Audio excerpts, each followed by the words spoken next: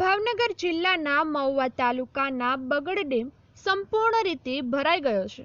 8 centimetre dam પરથી overflow થઈ ગયો છે। ગુજરાત સરકાર બગડ સિંચાઈ યોજના પ્રતિબંધિત વિસ્તાર મહી નીચાણવાળા 13 ગામોને કરાયા એલર્ટ।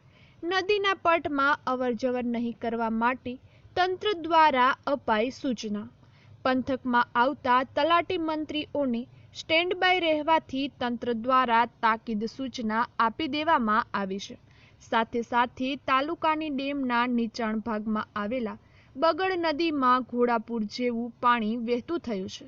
છેલ્લા 2 દિવસથી ઉપરવાસમાં વરસી રહેલા વરસાદના કારણે સિઝનના પ્રથમવાર ડેમ ઓવરફ્લો થયો। ગત મોડી રાત્રે ડેમ સંપૂર્ણ ભરાઈ ચૂક્યો હતો।